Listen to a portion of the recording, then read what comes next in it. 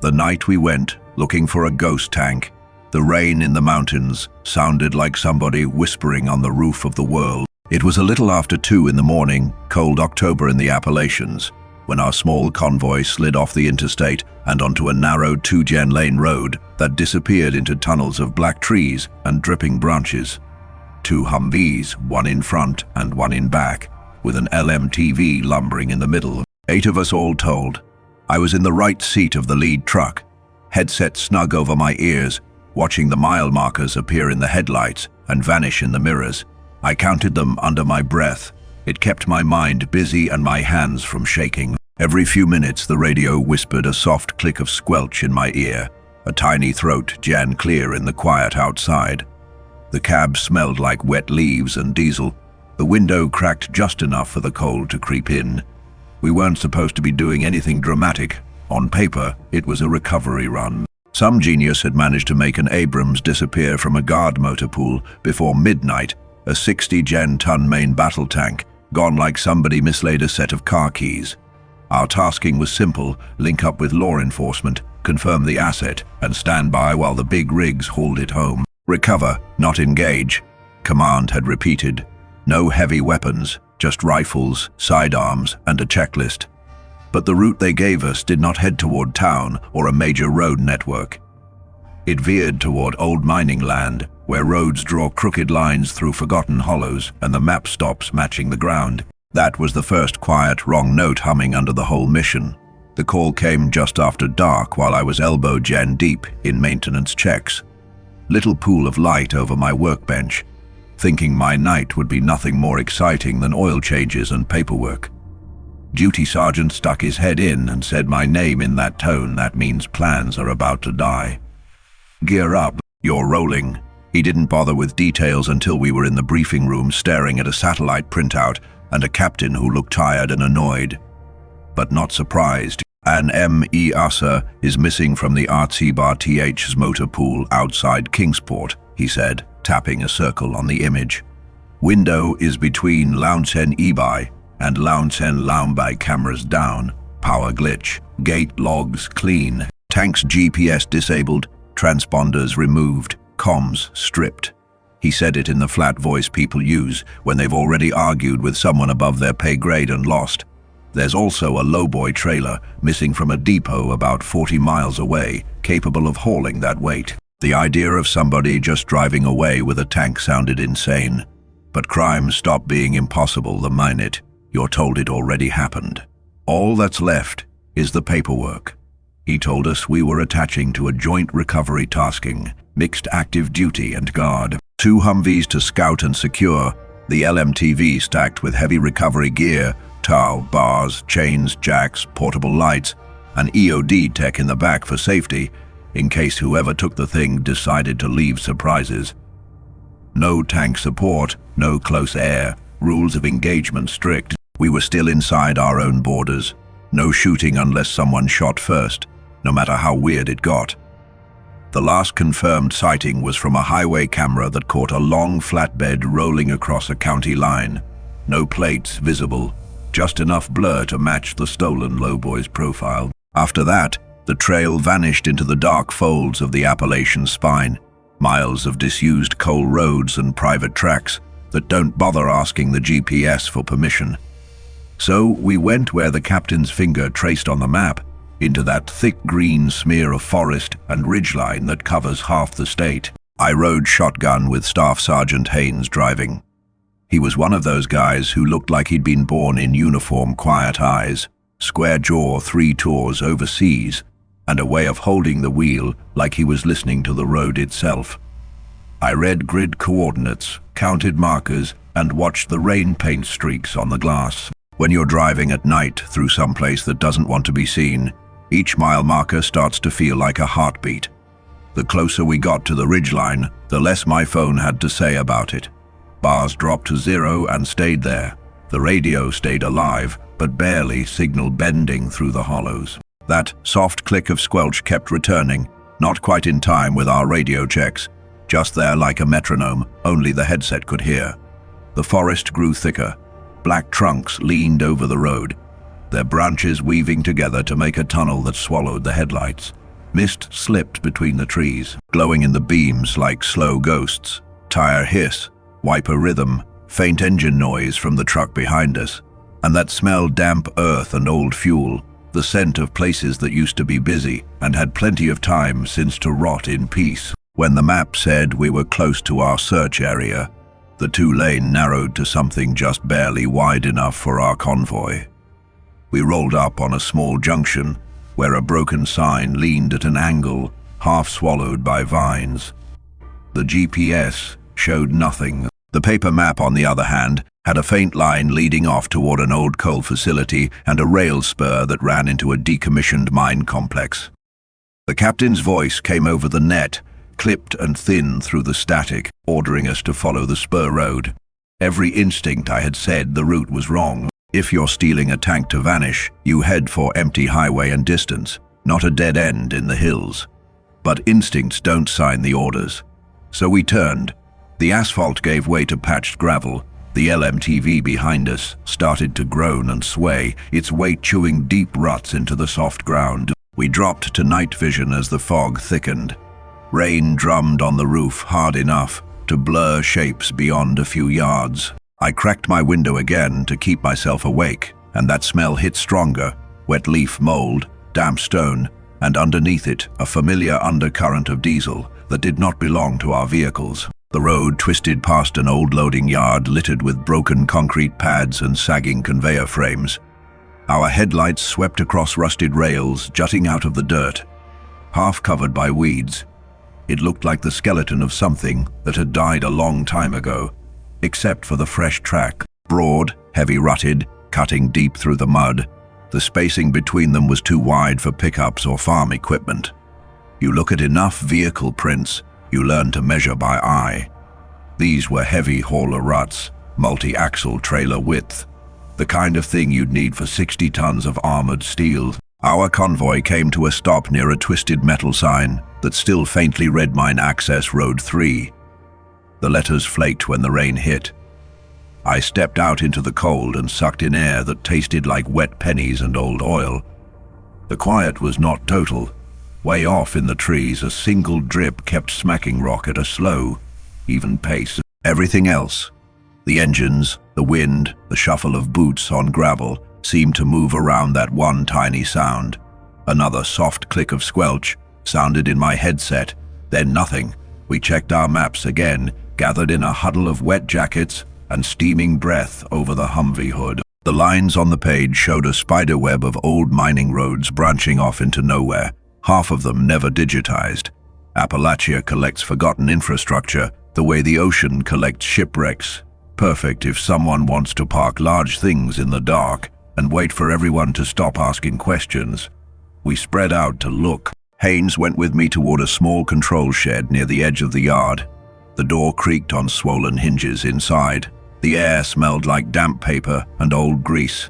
Empty racks, busted gauges, torn manuals on the floor. In the corner, a generator stripped for copper, its guts a tangle of missing parts. Nothing that screamed. Secret tank thieves were here, until I noticed a cigarette butt on the windowsill, still dry and perfectly formed, despite the rain hammering outside. Someone had stood there recently watching the yard through the glass, smoke curling against the pane while they waited. Back at the vehicles, the team leader tried to get a clean line to command. Static chewed through his words, and halfway through the reply the connection snapped. We were in a bowl of rock and trees, the kind of place radios go to die. Orders standing, push the recon until we had eyes on the tank or enough proof of its route to justify bringing in heavier assets. Sitting in the truck, later logging coordinates by hand, I marked 0230 in my notebook and circled it. That's when the tracks led us toward the mine proper. The gravel road shrank until the LMTV had to ease along with its mirrors mere inches from the trees. The rain steadied into a cold curtain.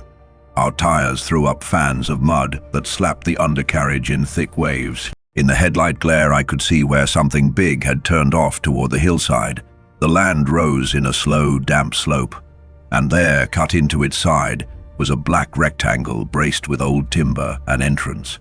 A heavy chain hung across it, looped through metal posts. At first glance, it looked abandoned. Then I saw the drag pattern where the chain had been pulled aside recently. Mud tracks went straight into the throat of the earth. Water pooled in the ruts, the sheen on top faintly rainbowed with fuel. Vargas, our EOD specialist, knelt and scooped a bit of that water into a sample container. "Diesel wash," he said. "Something heavy and dirty came through here not long ago." I leaned toward the opening with my flashlight. The beam only went a few yards before the dark drank it. The air seeping out was a couple of degrees colder than the air on my face, as if the mountain itself was breathing slow and deep. That smell again, wet stone, old leaf rot, and a thick ribbon of fuel hanging in the back of the throat. We weren't going to march an entire convoy blind into a mine, even for us. That was too stupid. The plan was to hold the entrance, wait for first light, and send a small element in to get eyes on. Command was notified barely. The answer crackled through in half sentences, then died. Hold position. No full entry. Back up en route. It might as well have been a prayer, so we settled in at the mouth of the mine. Motion sensors went up in the tree line, trip flares planted in likely approaches, engines cooled. Rain lessened. Fog thickened. The cold crawled under my armor and stayed. The night stretched. Every now and then, the radio made that soft clicking sound in my ear. I started counting those clicks too. 27 between one and the next, 41, 13. No rhythm, I recognized, and yet the feeling that it meant something nagged at me until I finally fell into a light, unsatisfying sleep in the passenger seat. Neck crooked against the window. Dawn in those hills comes like someone turning up a dimmer switch. Pieces of the world emerge in shades of gray before color remembers to show up. The mine entrance looked smaller in the new light, but if anything, more ominous. The muddy tracks leading in hadn't washed out overnight. The diesel sheen still clung to puddles like thin skin. We gathered near the hood again and ran through the plan. 2 in, 3 at the entrance. The rest securing vehicles and perimeter. Haynes and I would lead the entry. Vargas would follow us in once we cleared the first stretch.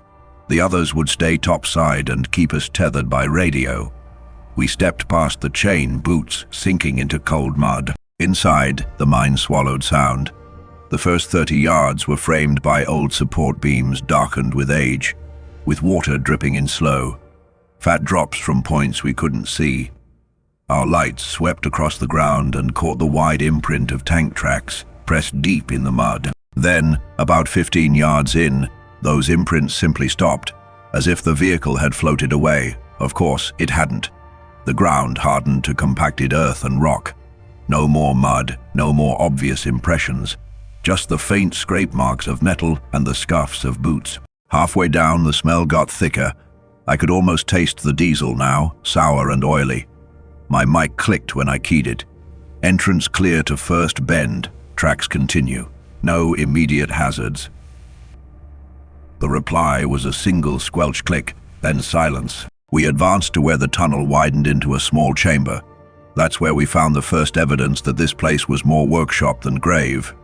Stacks of armor plate leaned against the walls, edges clean and shiny, where torches had bitten through. Crates littered the floor with stenciled codes from depots we knew were a long way from here. Vargas crouched beside a pile of steel links and held one up. It was a track segment, heavy and worn, but the wear pattern matched Abrams' treads. Somebody had brought one down here and started cutting it apart. We killed the generator humming in the corner and listened. At first it was just water. Then, way down in the rock, a faint metal on-rock scrape. Something heavy being dragged or rolled across concrete. When you hear a sound in a tunnel, it's never where your ears tell you it is. Echo plays games. We followed anyway. Chalk marks appeared on the walls as we went. Numbers, letters, arrows, written in a rushed hand. 42, 44, 45. Then they stopped, as if whoever had been marking lost interest or reached their destination. The air grew warmer. We hit a junction where the mine split. One branch went upward, dry and narrow. The other sloped down toward a dim orange glow. We took the light. Halogen lamps hung from cables ahead, casting harsh white gen-yellow glare over another chamber. And there, squatting under those lights like some metal animal sleeping, with one eye open, was the tank. Our tank, M.Y.R.S.A. Turret on, skirts intact, paint scuffed but whole. Rear panels open, cables running from its guts to a laptop perched on a metal table. The engine was idling low, that deep feline purr all tank crews know. Warm exhaust hazed the air behind it. For a second, all I felt was relief. A mission objective, finally solid in front of us. It evaporated when I saw what was on the laptop screen. Not some stolen game, official diagnostic software, the kind that wasn't supposed to live on civilian hard drives. Somebody gave them credentials, Vargas muttered. This isn't hot wiring. This is authorized JAN-level access. Haynes clambered up on the hull and checked the serial plate under the forward skirt. It matched the missing unit exactly. No doubt, I called it in, voice tense, trying to keep my breathing steady. Static chewed my words. The response was lost in a wash of noise. The squelch cut open and stayed there, like someone listening with a finger on the transmit key and nothing to say. We started pulling the data connections, trying not to disturb anything we didn't understand. That was when we heard the first big slam, metal against metal. It echoed from somewhere behind us and above. A second impact followed, heavier, like a gate dropping or a door being forced. The air pressure shifted. The faint breeze we hadn't realized we were feeling stopped. "Ventilation's off," Vargas said quietly. "They just closed something." We didn't need a diagram to know what. We moved back toward the entrance tunnel as fast as we could, without flats and outrunning. The glow from the outside that had been a pale promise of daylight was gone. All that waited ahead was a dim gray suggestion. When we got closer, we saw the reason. A steel gate, thick and cross, Jan braced, had been dragged across the opening and chained from the outside. Where there had been fog, there was now only metal and the memory of fresh air. Calls to the outside team went unanswered. Not even static, just dead weight on the line. I switched to our emergency band and got a single slow squelch click, then nothing. We could have wasted rounds on the gate, but heavy steel and bad angles aren't impressed by rifle fire. So we fell back to the chamber with the stripped hull, set up a tight defensive circle, and let Vargas check oxygen. "We've got time," he said, glancing at his handheld. "Not unlimited, but we're not suffocating yet." The diesel stench seemed to grow thicker as he spoke, as if to contradict him. We waited. Tunnels breed a special kind of silence. It's not emptiness, it's expectation. The longer you sit in it, the more your mind starts pouring things into the gaps. Time crawled. At some point, a new sound rolled up through the rock, low, steady, mechanical. Not from the idling tank, this came from below, too rhythmic to be random collapse. Dust drifted from the ceiling with each pulse. The stripped hull shivered on its blocks like something dreaming. Haynes knelt and pressed his hand to the ground. "There's more down there," he said. He was right. Behind the stacked crates at the back of the chamber, we found a metal plate bolted over a shaft mouth. Weld seams crisscrossed it, some old and dull, others bright and recent. One edge had been cut almost all the way through. With a crowbar, Vargas pried it up enough for cold air to rush out, carrying a smell so thick with fuel and oil it felt like drinking fumes. We shone our lights down. Another ramp, concrete walls. Wide enough for a vehicle. They hadn't just stashed a tank in an old mine. They'd built a second level under it. Our orders were already stretched thin by reality, and going deeper into somebody else's secret garage wasn't smart by any measure. But sitting there waiting for whoever locked us in to make the next move felt worse. Haynes made the call, short recon, in and out. We see what's down there, we break what we can, and we get back up here before we run out of air. So we went. The further we descended, the louder the engine noise grew, until the ramp opened into a cavern big enough to hold a warehouse. Floodlights lined the walls, powered by a larger generator that hummed like something alive. In the center of that space sat the same Abrams we'd seen above, or its twin parked on a concrete pad with its nose pointed toward a rail platform built straight into the rock. A flat car sat flush with the pad, half loaded with armor plates and crates. The tank's engine idled, exhaust pluming steadily. No crew, no one in sight. Another workstation was bolted to the floor nearby, cables running to the vehicle's systems. Screens scrolled data we barely understood, streams of code and diagnostic prompts. This wasn't a smash-and-grab operation. Someone was systematically doing surgery on the machine. Behind a heavy tarp curtain, we found another hull. Smaller, older, no turret, at least not one from any US inventory I recognized. New armor plates welded at odd angles, a patchwork of serial numbers from depots spread across multiple states. It was like looking at a Frankenstein of armor technology. The walls nearby were papered with maps and photographs pinned in messy clusters. Rail yards, storage depots, freight lines, red circles around locations across 3 states, lines connecting them like some deranged spiderweb of logistics. This wasn't about one stolen tank. This was part of a chain somewhere above us. Faint footsteps clanged on metal. The overhead lights flickered once. Our radios crackled. A voice slid through the interference, broken into pieces by distance and rock. Hold position, not authorized extraction. The words didn't match any command format we trained to expect. No call signs, no auth codes, just instructions delivered in a tone that assumed obedience. We froze. "That's not them," Haynes whispered. "That's somebody else on our net." Before we could respond, lights in the far tunnel snapped on. White beams cut through the haze, illuminating 3 silhouettes near the rail spur. One of them had a rifle slung easy. None wore recognizable uniforms. One shouted something toward us, echoing off the walls in a way that made it impossible to understand. Then, the generator groaned and the lights died, plunging us into black. Only the Abrams engine remained, the sound bouncing off rock until it was everywhere. We dropped to night vision, the world reappearing in ghostly green. The figures were gone. Footsteps scraped somewhere to our left, then to our right. Somebody moving fast, staying out of sight. Vargas made for the tank, climbing onto the rear deck to find the cutoff to the control unit. The rest of us spread out, backs to whatever cover we could find, rifles tracking noises that refused to land in one place. A voice came from the darkness, calm and close.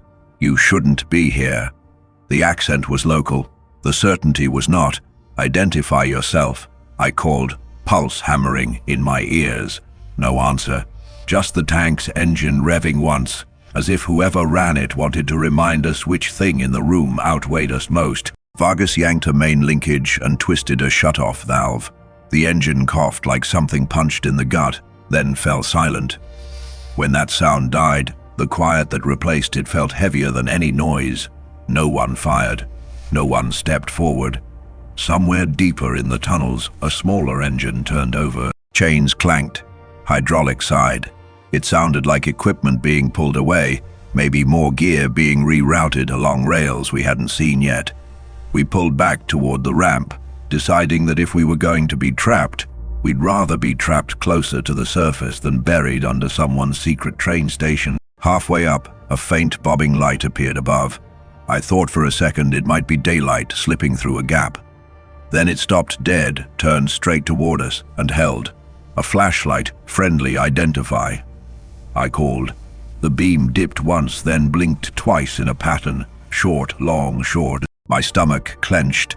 It was the same timing we used for low-light signals in our own blackout drills. Whoever held that light knew our procedures. Haynes muttered, "They've got our manual." The light snapped off. Chains rattled.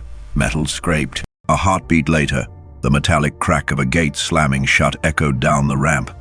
We heard locks snapping into place. That was our welcome. That was our answer. Radios came alive just long enough for a single, mechanical-sounding voice to slide through. "Do not pursue, hold position until retrieval."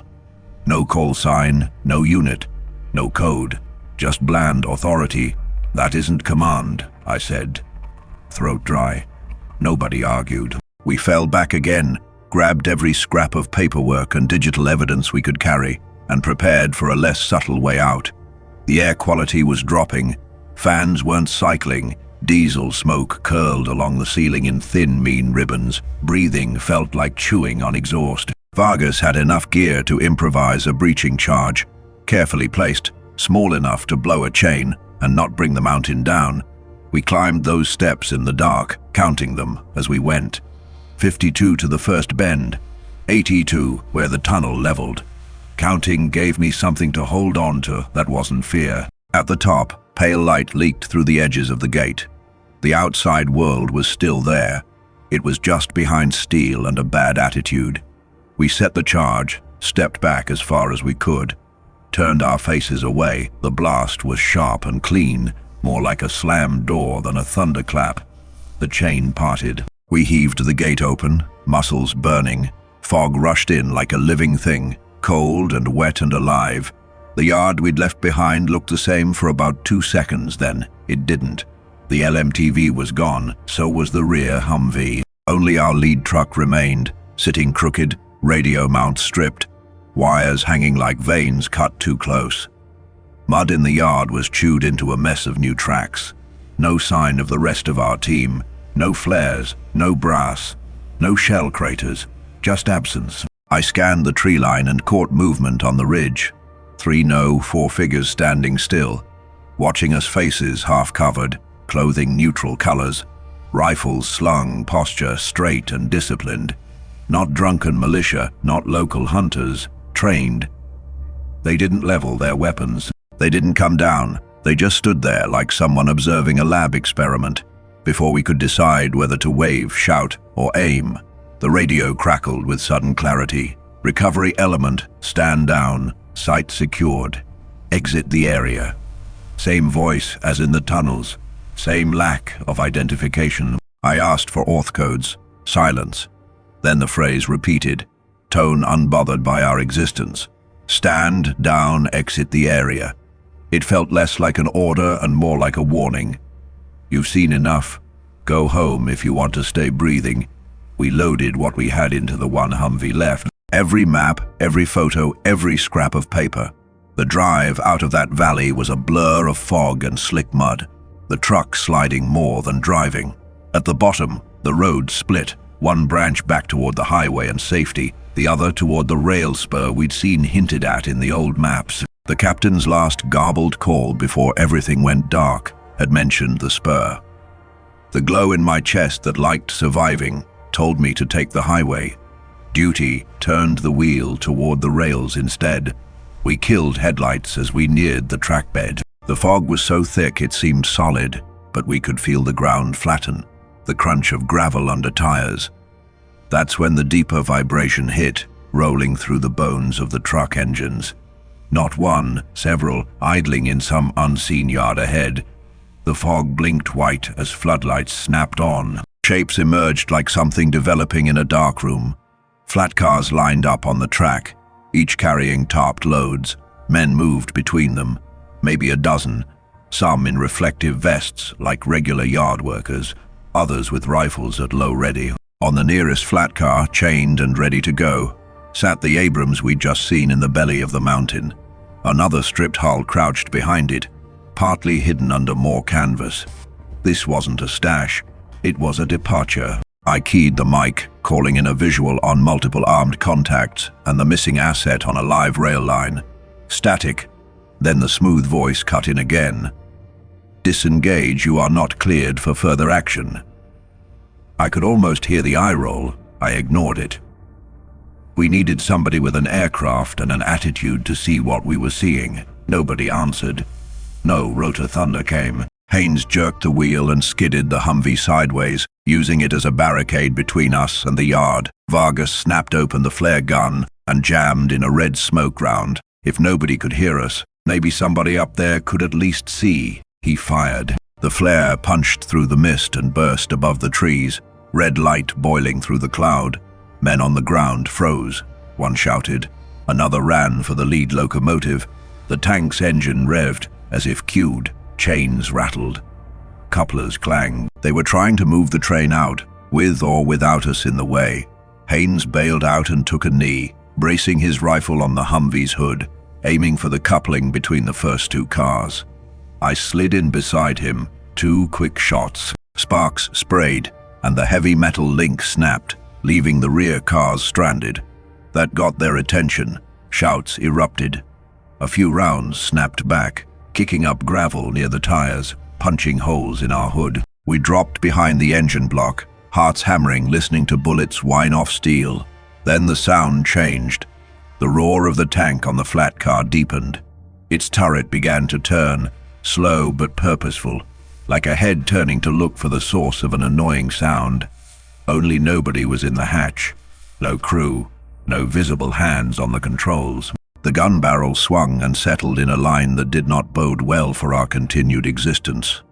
"Move," I yelled. We scrambled for the ditch as the main gun fired. If you've never been near one of those when it goes off, there is no describing it properly. It's not just a bang, it's an impact inside your bones. The blast tore a chunk out of the hillside where the Humvee had been, flipping the truck partially on its side, like a kicked toy. The world went white and brown and ringing. For a few seconds, all I could hear was my own heartbeat, slamming in my chest. Through the haze, I realized I'd lost sight of Vargas, and the train was still very much there.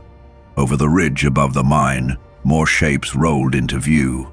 Not full main battle tanks, but heavy transports modified with bolted-on armor and tarps covering who knew what. A small convoy, engines grumbling, lined up as if waiting for their turn on the rail spur. The smell of diesel in that valley went from unpleasant to suffocating. Our radios buzzed with long, useless bursts of open mic, somebody keying lines without speaking. The squelch clicks came now in a rhythm perfectly matched to the tank turret's movements. Whoever was driving that beast was tied into our own electronic heartbeat. After that, it was action and blur and survival. Vargas came in on the net from somewhere north of the yard, breath ragged but alive. He'd flanked the rail line and had eyes on the generator feeding the yard's power. If he took it out, the tank would lose its remote brain. He just needed a distraction. We provided one by moving along the slope, firing in controlled bursts to keep heads down without escalating into a full slaughter. The men at the trucks ducked. Nobody advanced. These weren't fools looking for glory. They were technicians, operators, not brawlers. Haynes covered while I moved. Then I covered while he moved, every sense narrowed to sound and shadows. The turret kept jerking, stopping, adjusting, as if someone behind a monitor couldn't quite stabilize their connection. We saw the generator shed just as Vargas got to it, a squat metal box squatting by the old switching tower. He crawled to the rear panel, sparks bursting as he cut into the main cable bundle. The floodlights flickered, the tank engine coughed. That cool voice cut into our headsets again. "Step away from the vehicles. This area is under restricted control." Still no ID, still wrong. We ignored it. Vargas yanked one last cable and threw a switch on a nearby panel. The generator shrieked, then blew, a plume of smoke curling up through the fog. Lights died across the yard. The tank's engine stuttered, then ground to silence. For 3 heartbeats, the whole world seemed to hold its breath. Then, headlights appeared on the access road, cutting a clean white line through the murk. A new convoy rolled in. Matte green trucks, spotless, unmarked. No unit insignias. They drove like they owned the place. The lead vehicle stopped short of the yard, and a man stepped out. Plain jacket over fatigues, neat haircut, calm eyes. No visible weapon.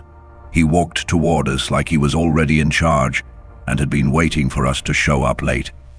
"You're out of your lane," he said calmly. His voice carried over the settling dust.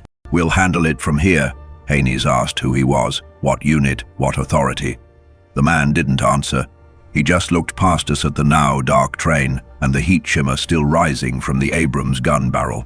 Behind him, his people spread through the yard in smooth, practiced motions. Chains were cut, new tarps went up, vehicles repositioned. A flatbed crane rolled into place with the kind of speed that comes from repetition. This was not their first show. I tried command again, more out of habit than hope. This time my radio gave nothing at all. No static, no clicks. Dead. The man in the jacket turned back to us. "You've completed your tasking," he said. "Return to your unit and submit recovery as successful. There's nothing else here you need to be involved in. Vargas, filthy and shaking with adrenaline, stepped out from behind the burned generator. This isn't recovery, he snapped. This is erasing the scene. The man's expression did not change. That's above your level, he replied, with all the warmth of a closing door. You did well, now you're done. We watched them for as long as we could stand it, chained between the impulse to stay and the knowledge that staying would mean disappearing the way our vehicles had disappeared from the mine. Eventually, duty gave way to survival. We left the drive back out of the hills, felt like waking from a bad dream while knowing the dream was still happening behind you. The fog thinned, then vanished. Trees retreated, mile markers returned. One every few seconds, and I went back to counting them because I didn't know what else to do. By the time we reached the highway, Command's voice came back sweet and clear over the net, as if it had never gone anywhere. Mission complete, they said. Asset recovered by specialized unit. Good work. No further action required. No mention of missing vehicles, missing men, or shots fired. We rolled through the base gate just after dawn. Trucks coated in mud. Lights off. Silence heavy in the cab. The debrief was short and sterile. We were told to write statements that focused on the initial discovery of the tank and our observance of the handoff to authorized personnel. No details about underground workshops, modified hulls, or unmarked convoys. No space to mention voices on our net that weren't our own. Helmet cams and logs were collected and signed out by a civilian contractor none of us recognized. When I asked where the other 4 members of our original 8-man team had ended up, I got the same phrase: reassigned. No new assignments posted, no contact info. They were simply gone. The official summary that crossed my desk a week later was a single line: equipment recovered, no hostile contact. When I read those words, I could still feel the valley shaking from the impact of that tank round, still see the silhouettes on the ridge, still taste diesel in the back of my throat. But the paper said something else. So officially, nothing happened. Unofficially, I couldn't sleep without hearing that soft squelch click in my dreams. Haynes went on medical leave not long after. He said he needed a break from the noise, though what he meant was a break from the silence after it. Vargas stayed on base for a while, helping maintenance crews, but he never spoke about the mine again. Once over coffee, he told me he'd washed his uniform 3 times and still swore he could smell diesel in it. Then he got orders to another duty station. His name quietly slipped off our roster. A sealed memo arrived in my inbox 2 weeks later. New security protocols for armored vehicles, GPS upgrades, access keys rotated. Guard rosters changed. The memo had no signature, just a header from a level of command several floors above mine. I asked a friend in logistics if he knew where the recovered Abrams actually went. He shrugged, eyes not matching his casual tone. Not here, he said, and not something you should chase. One day, off duty and restless, I drove back toward the valley on my own. The road in was blocked by new fencing and concrete barriers. A fresh government hazard sign declared the area restricted. No mention of mines or rail lines, just a code number and a threat of prosecution. Behind the fence, the old access road was scarred with fresh tire marks, heavy tread, transport weight. Whatever lived down there hadn't gone to sleep. It had simply learned to move quieter. I stood at the fence for a while, breathing in mountain air that smelled only of wet leaves and cold stone. No diesel, no squelch clicks, just wind in the trees. I counted to 10 out of habit, waiting for something to happen. Nothing did, but I knew better than to believe that meant the story was over. Time passed. I rotated through other tasks, other corridors, other problems that had clear beginnings and endings. Every now and then, I'd hear rumors about misplaced equipment or unauthorized movement in places that sounded unnervingly similar. Always wrapped up fast, always classified, no names, no public record. When it did make a line in a report, it was always smoothed into something harmless. I started listening to the radio in my truck differently. Static wasn't just static. On bad weather days when fog pressed low to the ground and the world smelled like that cold, wet night again, I'd twist the dial past our old frequencies. Most of the time it was just noise. Once in a while I'd hear it, that tiny, soft click of squelch on an otherwise dead channel, even steady counting something. Counting time, counting distance, counting us.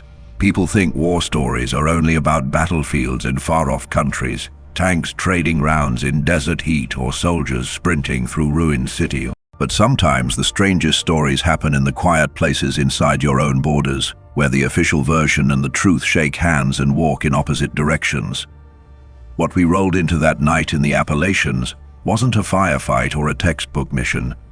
It was a glimpse behind a curtain we weren't meant to see. A network moving steel through the dark, comfortable with secrecy, fluent in our codes, and confident that anyone who stumbled across them would either join the silence or be swallowed by it.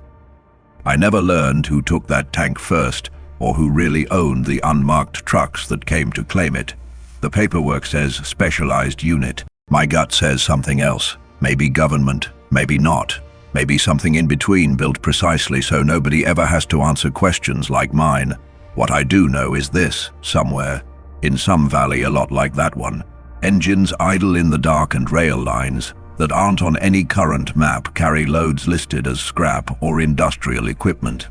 Files open, files close, signatures fade, and every time right before the story disappears, there's a little sound on a frequency most people don't listen to. One soft, even click. A throat clearing in an empty room. A reminder that somebody is still out there counting. If you want to hear the rest of these stories, the ones that never make it into the official lines and neatly stamped reports, don't just walk away from this one. Hit subscribe, stay with this channel, and watch the full video waiting for you after this. Because as long as someone's willing to listen, I'll keep telling you about the things that move in the fog, the missions that end on paper but not in truth, and the quiet clicks on dead channels that say the story isn't over yet.